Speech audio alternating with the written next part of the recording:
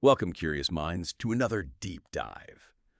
Today, we're cutting through some pretty dense legal jargon. We're looking at threatening and assaultive offenses. These are topics that, well, unfortunately, they touch everyone's lives one way or another.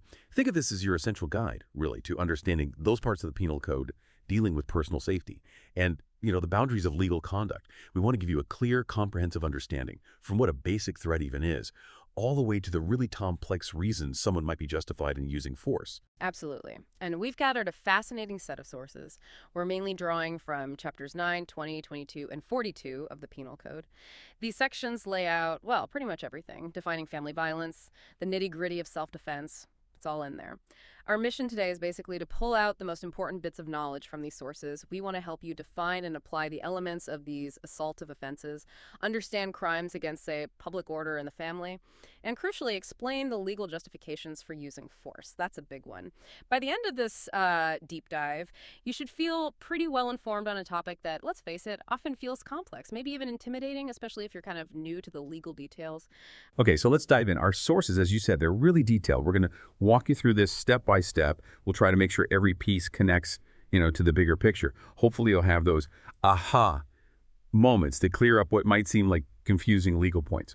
Right, before we get into the actual offenses, it's really vital we establish some foundational definitions. These aren't just like technical terms. They really dictate who gets protected and how. They're key to understanding the full scope, especially for offenses tied to family violence. Yeah, what's really interesting, I think, is how the law defines terms like family and household. It's often much broader than people might think. And that broader scope, it directly impacts how crimes are classified, how they're punished. It really shows how the legal system's trying to recognize, all sorts of different personal relationships today. Okay, let's kick off with family violence. It's kind of an umbrella term that pops up in a lot of these offenses. Under the Penal Code, Section 71.004, it's not just about physical harm. It covers an act by a family or household member against another member that is intended to result in physical harm, bodily injury, assault, or sexual assault. But, crucially, it also includes a threat that reasonably places the member in fear of imminent physical harm, bodily injury, assault, or sexual assault. Yeah. And importantly, it excludes acts of self-defense. That's a key carve-out right from the start. Okay, so it's not just like hitting someone. It's also making a credible threat that makes them genuinely fear being hit, Yeah. right? And it only applies between certain people. Exactly. The definition also explicitly brings in child abuse, as defined in the Family Code, when it's committed by a family or household member. But it stretches even further with this concept of dating violence. Dating violence. Yeah, that's maybe not what everyone immediately connects with family violence. How does that fit? Well, Penal Code 71.00021 defines dating violence as a form of family violence. Specifically, it's violence against a current dating partner, or even involving past dating relationships. This is a really critical modern expansion. It acknowledges that abuse isn't just confined to marriage or blood relatives. The law recognizes harm can happen in romantic relationships too, even if people aren't married or living together. That is a pretty significant update. It recognizes a much broader range of relationships where violence might occur. But how does the law figure out what counts as a dating relationship? That phrase could mean so many things. That's a great point. The Family Code in Chapter 71, it actually lays out criteria. It's defined as a relationship of a continuing romantic or intimate nature. And to figure that out, the law looks at three things: how long the relationship lasted, the nature of it, and, how often and what kind of interactions they had. What's important is that it specifically excludes just casual acquaintances or like ordinary social or business interactions.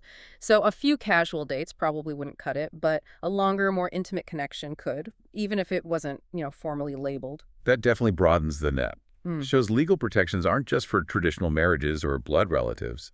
So beyond dating, how wide does that net go for family and household? Well, the legal definition of family is incredibly broad. It includes people related by blood, which is consanguinity, or by marriage, which is affinity. But it goes way beyond just immediate family. It covers descendants, common ancestors, adopted children, even former spouses. Former spouses. Yeah, think about that. Even after a divorce, certain family violence protections might still apply between them.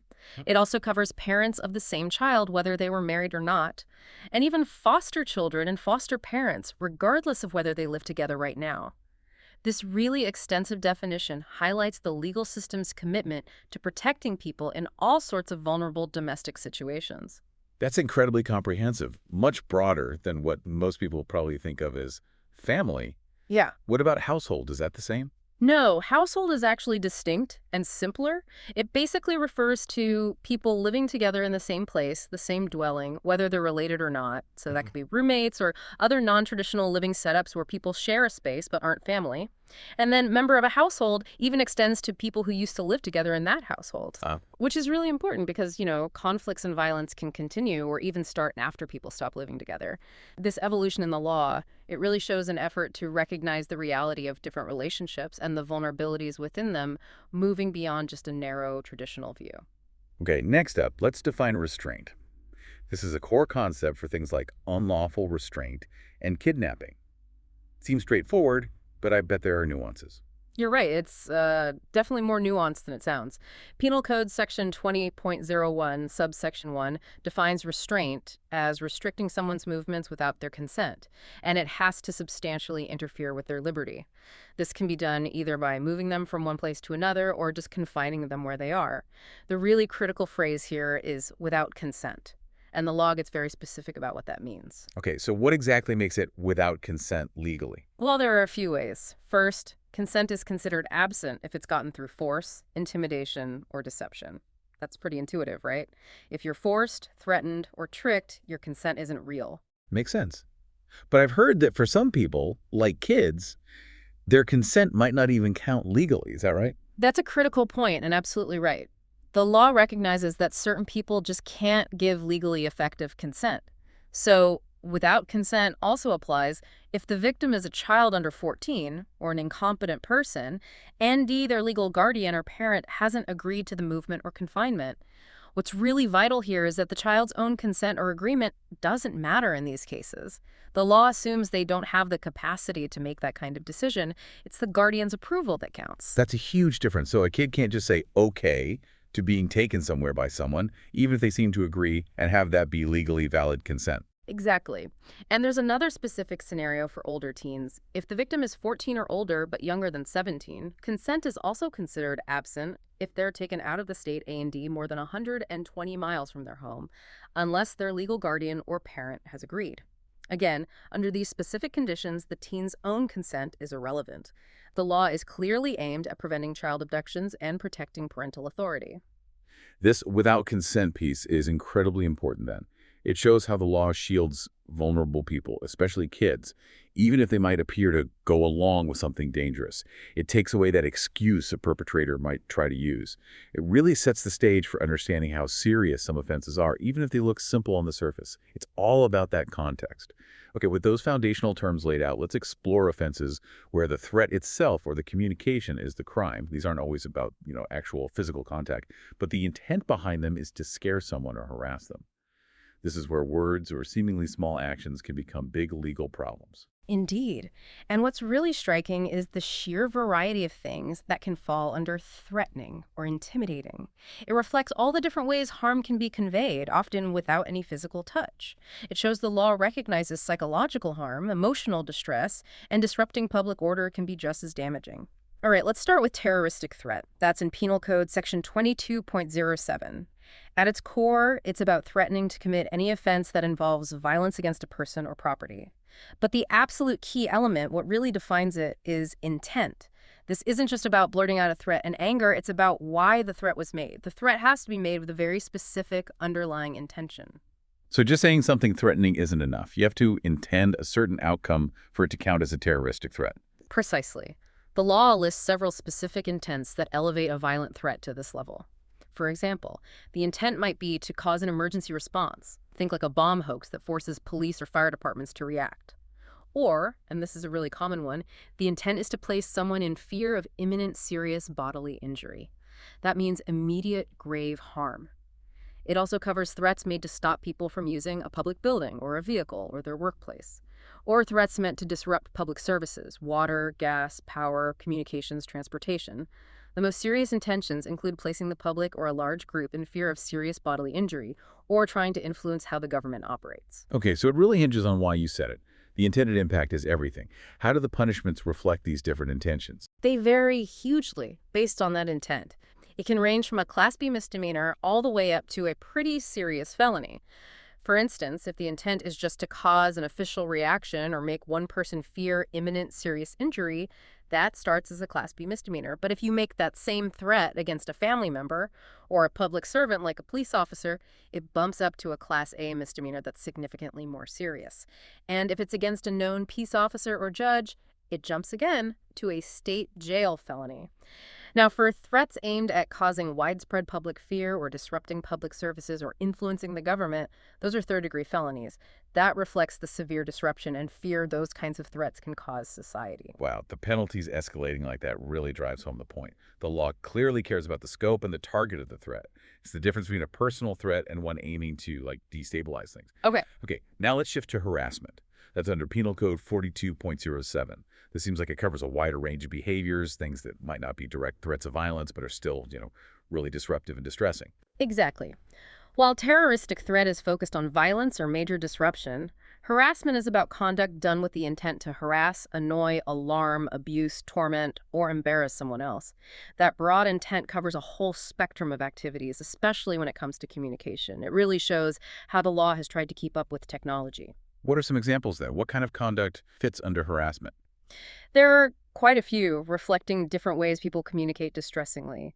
It includes initiating communication with obscene content, and obscene has a very specific legal definition here. It's not just using swear words. It also covers threatening bodily injury or a felony against someone or their property if it's done in a way that's reasonably likely to alarm them, or conveying false reports of death or serious injury when you know them false.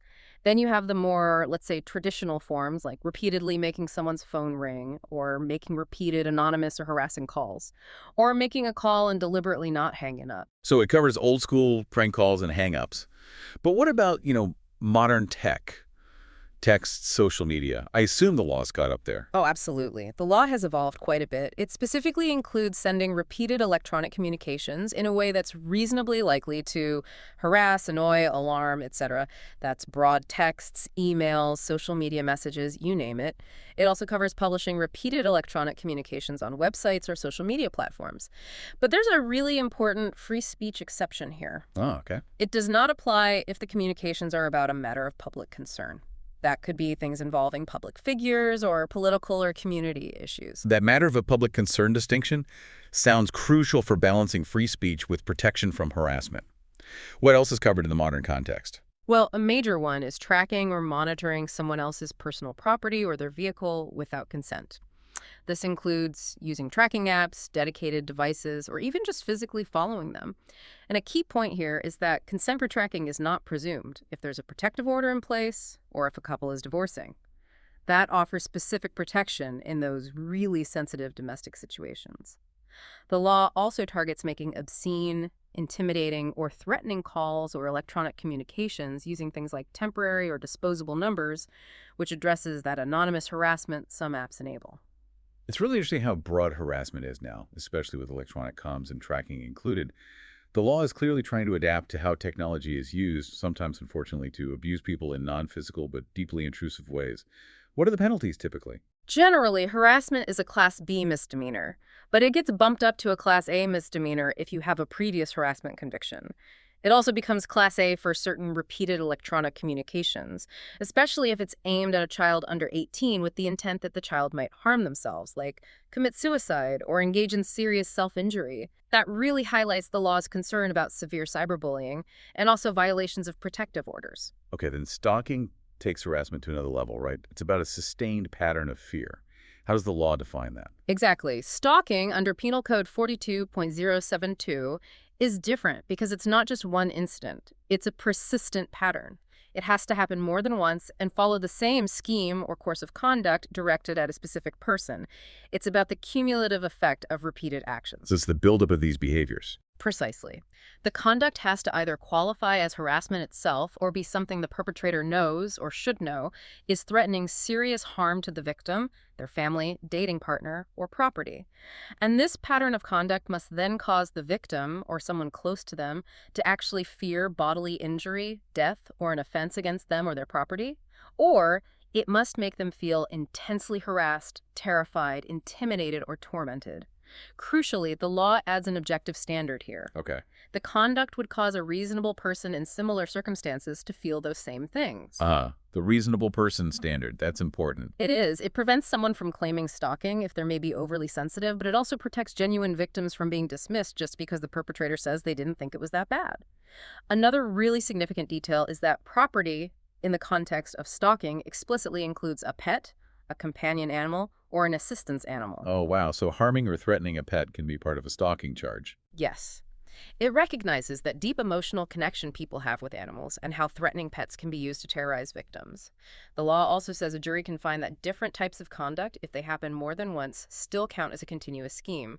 So it doesn't have to be the exact same action repeated. Varied actions can add up to stalking if they're part of the same overall pattern aimed at that person. So stalking isn't just one act, but this persistent pattern designed to instill fear. And the law even covers harm to pets, which is, for many people, like harming a family member. What are the penalties for this kind of repeated offense? Stalking is taken very seriously by the law. It's generally a third-degree felony. However, it escalates significantly up to a second-degree felony if the person has a previous conviction for stalking or something very similar from another state or jurisdiction. This enhancement really underscores how seriously the legal system views repeat offenders who engage in this kind of terrifying behavior. ###UIL. Unlawful disclosure of residence address or telephone number, Penal Code 42.074. Okay, switching gears slightly, but still related to online harm. With the internet, doxing has become a huge concern, someone posting your private info online to cause trouble. Yeah. Does the law address that directly? Yes, it does.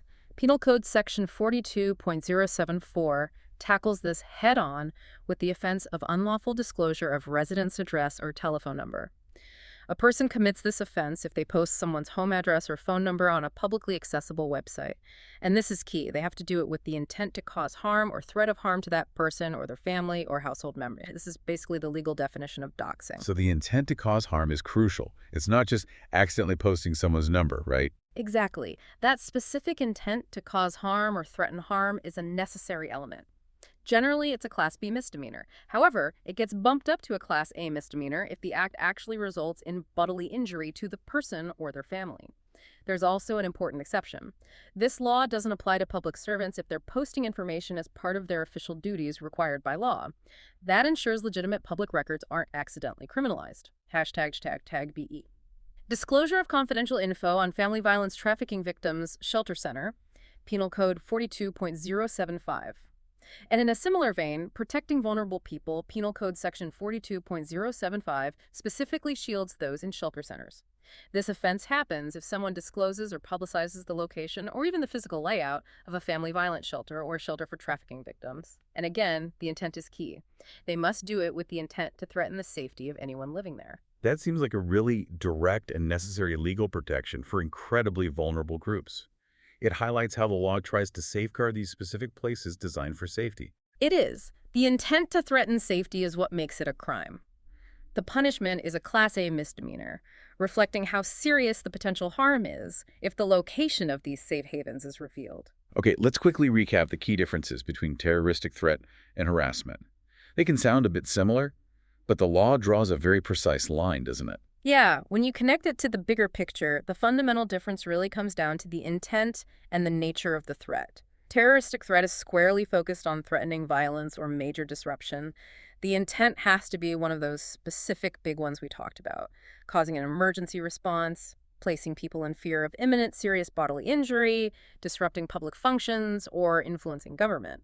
The penalties reflect that severity, ranging from Class B misdemeanor up to a third-degree felony. It's about severe threats aimed at causing significant fear or societal chaos. Right. Violence or major disruption. Exactly. Harassment, on the other hand, is about the intent to annoy, alarm, abuse, torment, or embarrass someone. The actions usually involve specific types of communication, obscene messages, threats of injury, maybe not imminent serious injury, false reports, repeated calls, electronic messages, tracking. It's generally a Class B or A misdemeanor, escalating for repeat offenders or really harmful cyberbullying targeting kids. It covers a much wider range of distressing and intrusive behaviors, often through communication, rather than direct threats of violence or trying to disrupt society. Okay, so basically terroristic threat or threats of violence or major disruption. Harassment, wider range of distressing, intrusive behaviors, often communication-based, intended to annoy, alarm, abuse, etc. Got it. It's like yelling bomb versus sending dozens of nasty texts. All right, let's move into the offenses that involve actual physical contact or the threat of it. This is probably what most people think of first when they hear assault. This is where we get into the core definitions of assault and, its more serious forms. And this immediately brings up a really important question for you, the listener. What exactly does the law mean by bodily injury versus serious bodily injury? How are they different? Because those distinctions drastically change the severity of the charges. Understanding these definitions is foundational here. Okay, Penal Code section 22.01 defines assault in three main ways. A person commits assault if they do one of these things. First, and this is the most common form, they intentionally, knowingly, or recklessly cause bodily injury to another, including their spouse. Now, bodily injury is defined pretty broadly. It means physical pain, illness, or any impairment of physical condition. Even a bruise or causing someone physical pain counts. Okay, so causing actual physical pain or injury. Right. Second, they intentionally or knowingly threaten another with imminent bodily injury, including their spouse. This covers threats that create an immediate fear of harm, even if no contact happens, like someone raising a fist, stepping towards you, clearly about to hit you. So the threat of immediate harm. Exactly. And third, they intentionally or knowingly cause physical contact with another when the person knows or should reasonably believe the other will regard the contact as offensive or provocative. This one's important because it doesn't require any injury at all, just offensive or provocative contact. Like what? Think of an unwanted shove, or spitting on someone, or maybe an unwelcome touch that's clearly offensive, even if it doesn't hurt physically. Okay, so even a simple shove or an offensive touch can be considered an assault, not just, punching someone. That's a really important distinction for you to keep in mind. The bar might be lower than some people think. What about the punishment for these different types? Well, for causing actual bodily injury, the first type, that's a Class A misdemeanor. But for the other two, threatening imminent injury or causing offensive contact, those are Class C misdemeanors. That's the lowest level. So while all three are legally assault, the law distinguishes the severity based on whether actual injury happened or was truly immediate versus contact that was just offensive. It's also worth noting these assault charges can be stackable, meaning if the same action also counts as another crime, you could potentially be prosecuted for both. #B, assault enhancements, Penal Code 22.01CB, B1, B2. Okay, now, those basic assault charges we just talked about, they can be significantly enhanced. The penalties can jump way up based on who the victim is or the specific way the assault happened. Here's where it gets really interesting, right? The law isn't just looking at the act itself, but who the victim was and the specific nature of the injury. Things like strangulation or repeat offenses in family violence cases, those change everything. It really highlights how the law tries to be extra protective for certain people or situations. It does, and it raises an important question for you, the listener. How do these enhancements show us what society prioritizes protecting? Certain groups, certain acts? The law sends a message. The explicit inclusion of strangulation, for example, shows a much deeper understanding now of how dangerous that specific act is, even if it doesn't leave obvious marks. Let's break down these enhancements. First, let's look at the ones that start as Class C misdemeanors, the threat or offensive contact type. Those can get elevated to a Class A misdemeanor if the assault is against an elderly person, 65 or older, or a disabled person. And disabled is defined broadly specific conditions or just anyone substantially unable to protect themselves. This clearly prioritizes protecting the vulnerable. Okay. It can also become a Class B misdemeanor if it's committed against, say, a sports official or coach during a game or in retaliation. Or a Class A misdemeanor if committed against a pregnant person to force an abortion. So even just offensive contact, like a push, becomes a much more serious Class A misdemeanor if the victim is elderly or disabled. That's a huge jump. It is. Now, the enhancements for causing actual bodily injury, which starts as a Class A misdemeanor, are even more significant. It becomes a third-degree felony if it's committed against a known public servant, think police officer, judge, etc., while they're doing their job or in retaliation for it. That same felony applies if the victim is known correctional facility personnel, a security officer, emergency services personnel like paramedics, or even a process server doing their job. Wow, a lot of protected professions there. Yes. It's also a third-degree felony if it's against a pregnant individual, either specifically to force an abortion or just because the attacker knew they were pregnant. Same for known hospital personnel on hospital property. For many of these, like public servants or security officers, the law presumes they were known if they were wearing a uniform or badge, and it gets even more serious. It's a second-degree felony if the assault causing bodily injury is against a known peace officer or judge while they're lawfully doing their duties or in retaliation. Okay, so felony charges for injuring those specific groups. What about family violence situations? Right. The enhancements related to family, dating, or household relationships, what we generally call family violence, are extremely impactful. If the defendant has even one prior conviction for family violence, and that includes prior assaults or violating protective orders related to family violence, then the current bodily injury assault automatically jumps to a third-degree felony. This targets repeat domestic violence offenders with much tougher penalties. So repeat offenses really escalate things. Hugely. And here's a particularly serious one we mentioned. If the bodily injury assault involves intentionally, knowingly, or recklessly impeding the normal breathing or circulation of blood by applying pressure to the throat or neck or blocking the nose or mouth, basically, strangulation, that specific act, is automatically a third-degree felony. This is considered incredibly serious because it's potentially lethal, even if there aren't obvious signs of injury. Right, you might not see bruises, but it's incredibly dangerous. Exactly. And if that strangulation offense happens, A&D, the defendant, also has a prior family violence conviction. It jumps again to an extremely serious second-degree felony. It's also worth noting that for these enhancements, a previous conviction legally includes deferred adjudication pleas, not just findings of guilt, and similar convictions from other states usually count too. The system is designed to track repeat offenders aggressively. That strangulation detail is so critical. And the way prior convictions, even deferred ones, count. It really shows the law trying to get serious about repeat violence, especially within families. It definitely reflects society's priorities. Okay, so if a regular assault leads to more severe harm, or if a weapon gets involved, it escalates to aggravated assault. What defines that higher level offense? Aggravated assault under Penal Code 22.02 is indeed a much more serious charge. It happens when someone commits a basic assault. A&D, one of two additional things is true. First, they cause serious bodily injury, SBI, to another, including their spouse. Now, SBI is a much higher standard than just bodily injury. It means injury that creates a substantial risk of death, or causes death, serious permanent disfigurement, or long-term loss or impairment of a body part or organ. Okay, so really severe injury. Right. Or second, they use or exhibit a deadly weapon during the assault. And it's really crucial to understand what counts as a deadly weapon. It's not just a gun or a knife. Right. It can be anything that, in the way it's used or intended to be used, is capable of causing death or serious bodily injury. That could be a car, a baseball bat, a heavy object, even fists or feet, if used in a way likely to cause SBI. What's fascinating here is that big leap in severity. The minute a deadly weapon is involved or the injury becomes serious, it's a whole different ballgame. The law clearly escalates when there's potential for death or permanent damage. What are the penalties for aggravated assault? Generally, aggravated assault is a second-degree felony, but it can jump up to a first-degree felony, one of the most serious levels, under several specific circumstances. For example, if a deadly weapon is used and it causes serious bodily injury to someone in a family or dating relationship, again, that emphasis on family violence. So, It's also a first-degree felony if the assault causes a traumatic brain or spine injury that results in a persistent vegetative state or irreversible paralysis.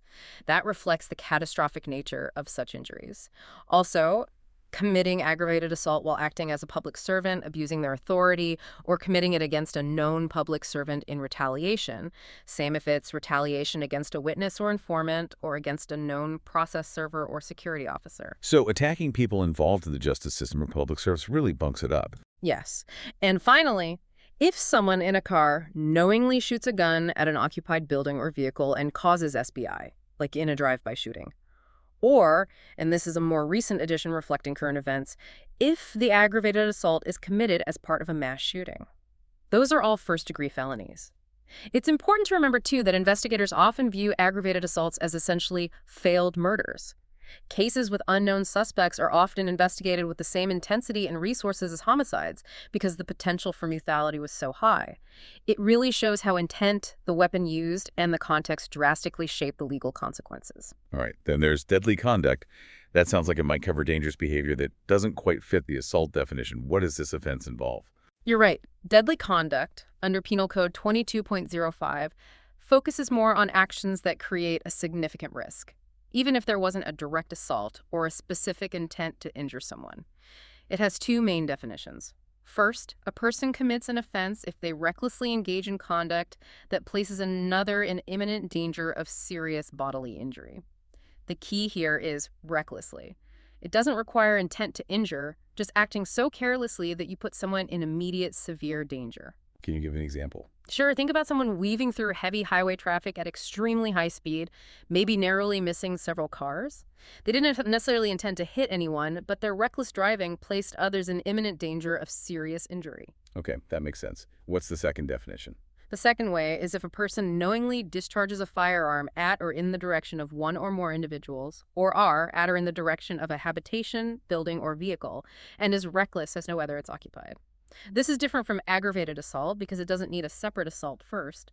The act of dangerously firing the gun is the offense itself. So you don't even have to intend harm for deadly conduct. Just acting recklessly, like firing a gun wildly, can get you into serious legal trouble. Exactly. And the law adds a powerful presumption here.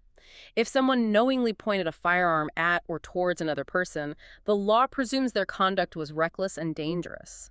This applies whether they thought the gun was loaded or not. It makes it easier for the prosecution to prove the reckless part. Wow, okay. What are the penalties? For the first type, the general reckless endangerment, it's a Class A misdemeanor.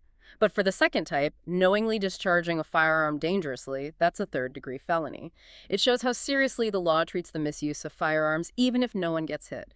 #######. Consent as defense to assaultive conduct. Penal Code 22.06. This is an interesting one. Can someone actually consent to being assaulted? And if they do, can that be used as a defense in court?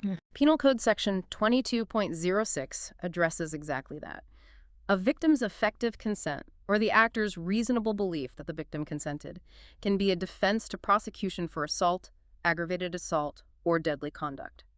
But, and this is a huge but, there are very specific conditions. Okay, what are they? First, the conduct must not have threatened or inflicted serious bodily injury. This is a critical limit. You cannot legally consent to being seriously hurt or put at substantial risk of death. So, for example, two people can't just agree to have a brutal street fight and claim consent if one ends up with serious injury. Right, you can't consent to serious harm. What's the other condition? Second, the consent defense can apply if the victim knew the conduct was a risk inherent in their occupation, think boxing or football, or it was part of a recognized medical treatment, or a scientific experiment done using recognized methods. These are very specific situations where some risk of contact or minor injury is understood and accepted as part of the activity. That's really interesting. So consent isn't a free pass. You absolutely cannot consent to being seriously injured. How does this nuance protect people from, say, exploitation or situations where consent might be unclear or forced? It ensures that fundamental protections against severe harm just can't be waived. The law draws a very clear line at serious bodily injury. There's also another important limitation. This consent defense is not available if the assault was committed as part of a criminal street gang initiation or membership requirement. This stops gangs from using consent as a loophole to justify violent hazing rituals. Okay, let's quickly summarize these physical offenses to make the distinctions really clear for everyone. Let's unpack assault, aggravated assault, and deadly conduct. Sure, let's bring it down. Assault 22.01. This is the broadest category. It covers causing bodily injury, which just means physical pain or any impairment, threatening imminent bodily injury, or causing offensive or provocative physical contact. Penalties range from Class C to Class A misdemeanor with lots of potential enhancements based on the victim or circumstances. Okay, the basic level. Right. Aggravated assault 22.02. This is a big step up. It's a basic assault plus one of two things. Either the actor causes serious bodily injury, SBI, that high standard of severe harm, or they use or exhibit a deadly weapon during the assault. This is always a felony, usually second degree, but escalating to first degree in the most serious cases we discussed, like SBI and family violence with a weapon or mass shootings. The key difference is the severity of harm or the presence of a deadly weapon. Got it. Weapon or serious injury makes it aggravated. Exactly. And deadly conduct, 22.05.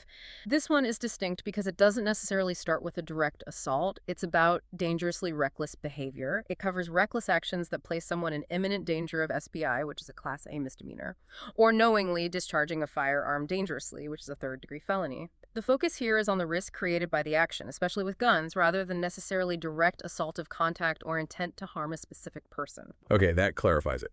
The key distinctions really are the level of harm or danger involved and whether a deadly weapon was used. Those factors dramatically change the legal consequences. These terms are definitely not interchangeable. Right, the law also provides specific and often much harsher protections for children, the elderly, and individuals with disabilities. It recognizes they are particularly vulnerable. This section looks pretty detailed, showing how seriously the legal system takes protecting these groups. It is very detailed. And what's particularly striking is how comprehensive the definitions are. The law aims to prevent harm not just through direct actions, but also through omission failing to act and through neglect, especially when someone is in a caregiving role. It really underscores society's profound responsibility to protect those who can't fully protect themselves. Okay, Penal Code Section 22.04 specifically covers injury to a child, elderly, or disabled individual. Let's define the terms first. A child is someone 14 years old or younger.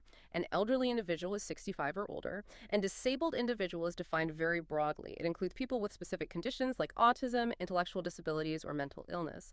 But crucially, it also includes anyone who, because of age or physical or mental disease or injury, is substantially unable to protect themselves from harm or unable to provide for their own basic needs like food, shelter, and medical care.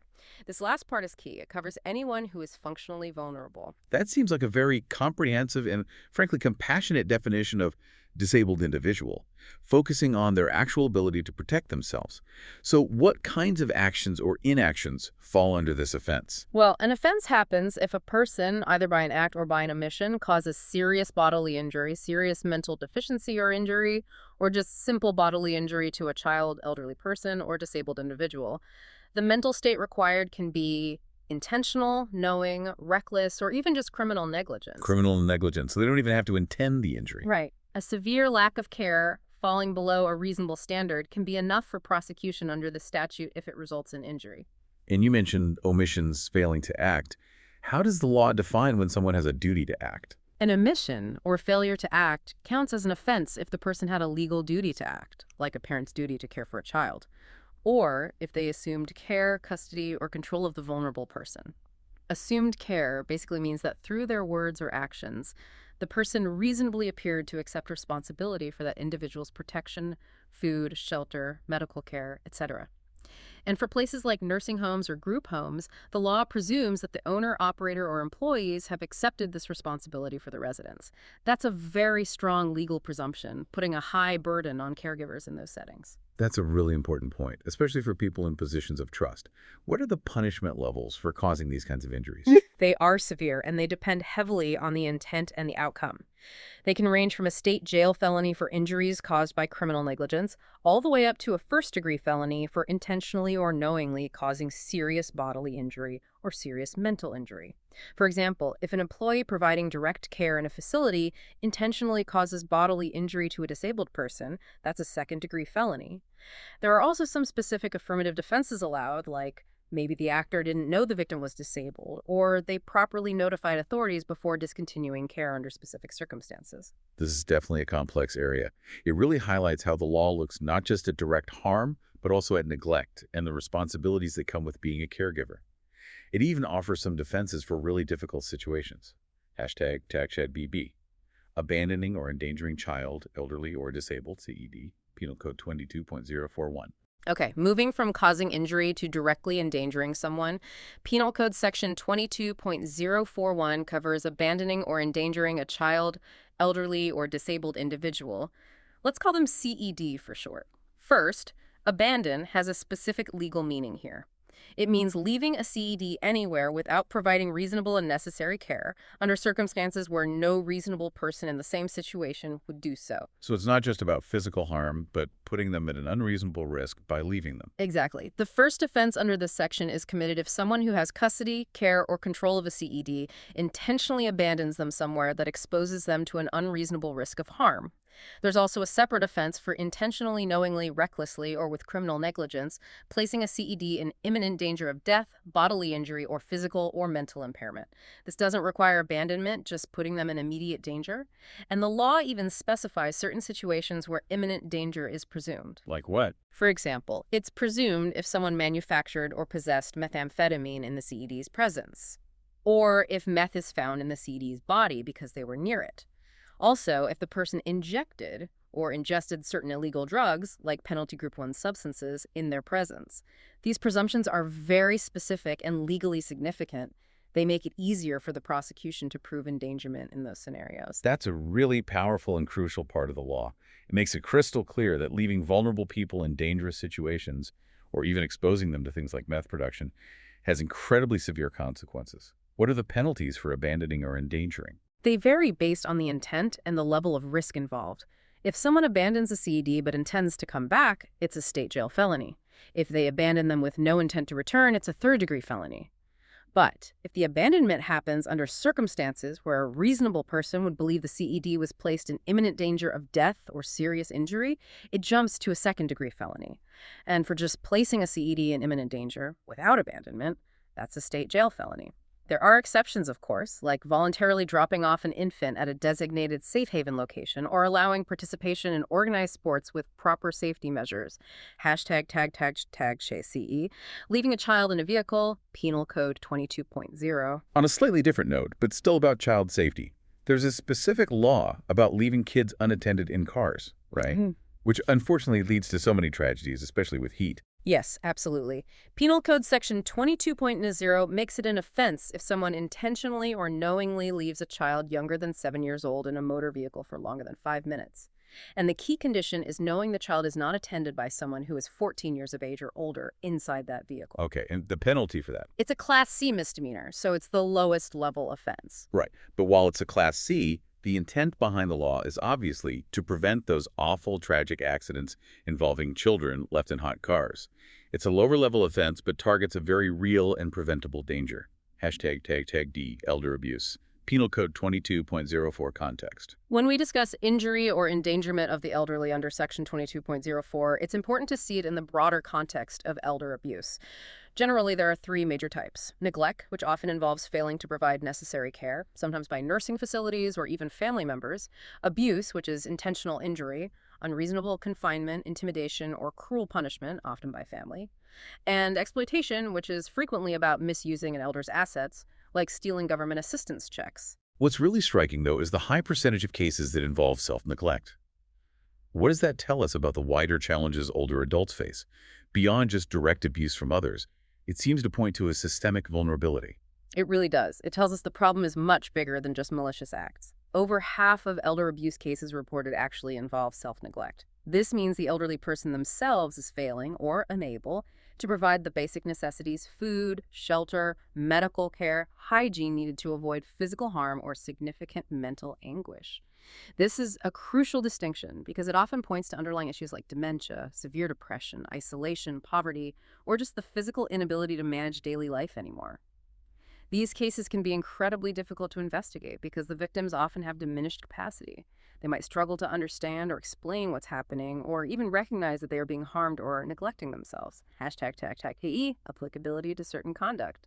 Unborn Child Penal Code 22.12. Okay, finally, within this chapter on assaultive offenses, there's a very specific section regarding unborn children.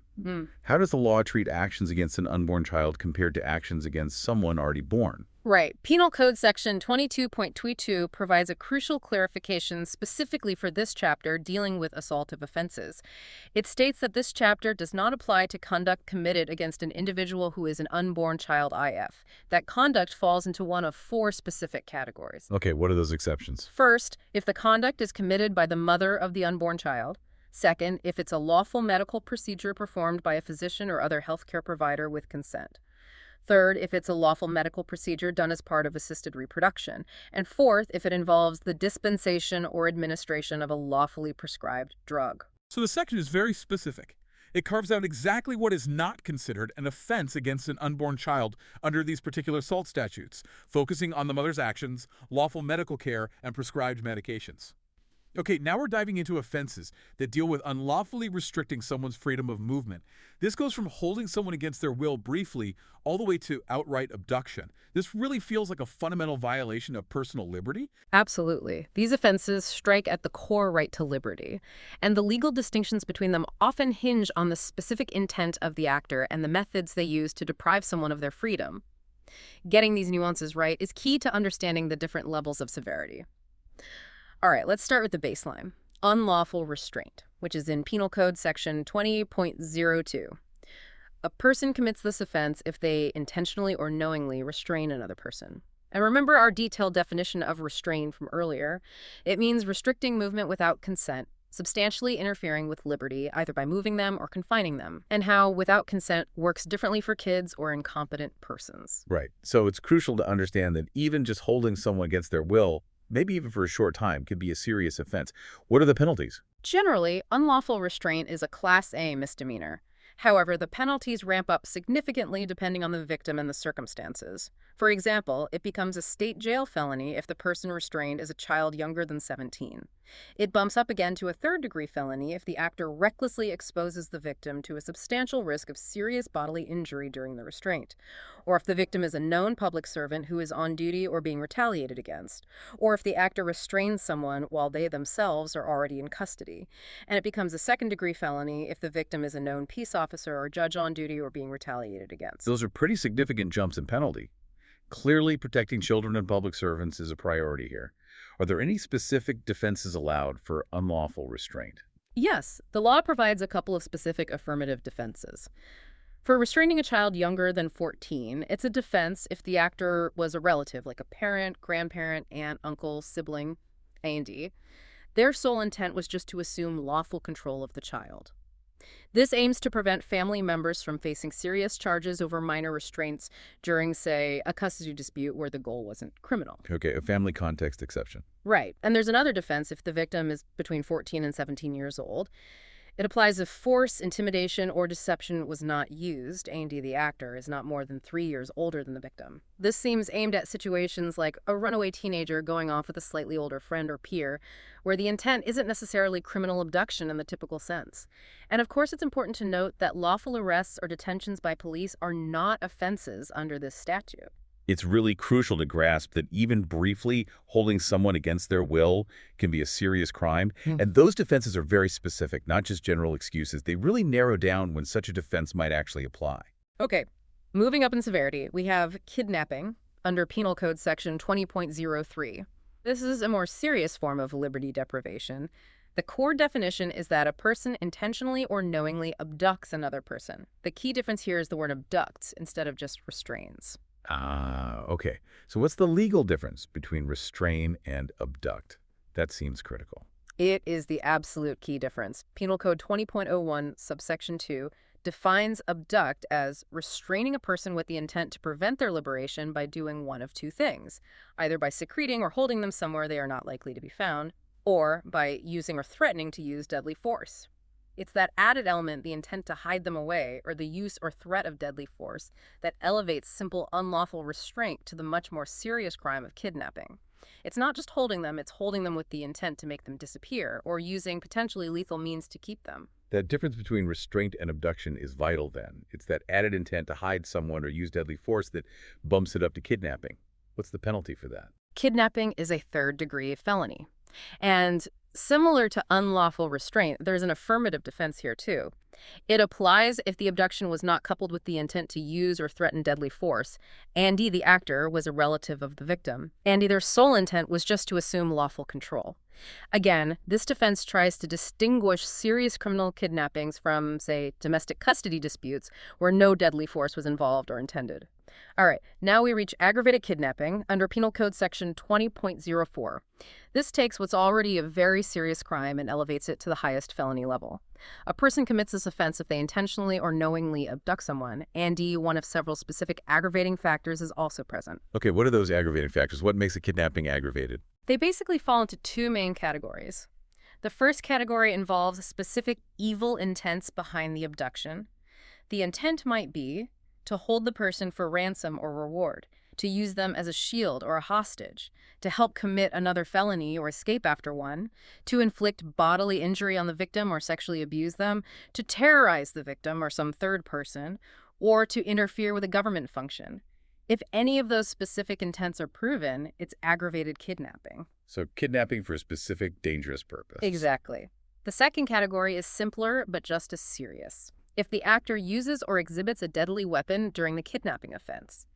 Even if none of those specific intents we just listed are present, just using or showing a deadly weapon during the abduction automatically makes it aggravated kidnapping. This really raises an important question for you, the listener. How does that specific intent or just the presence of a deadly weapon elevate what's already a serious crime to one of the most severe felonies on the books? It clearly reflects the profound threat to life and liberty that these elements add to the situation. What are the penalties for aggravated kidnapping? Aggravated kidnapping is generally a first-degree felony. That's one of the highest classifications we have. However, there's a really significant provision here that can potentially reduce the punishment. At the punishment phase of the trial, the defendant can try to prove, by a preponderance of the evidence, that they voluntarily released the victim alive and in a safe place. Ah, so there's an incentive to release the victim safely. A very strong one. If the defendant successfully proves they did that, the offense gets reduced from a first-degree felony down to a second-degree felony.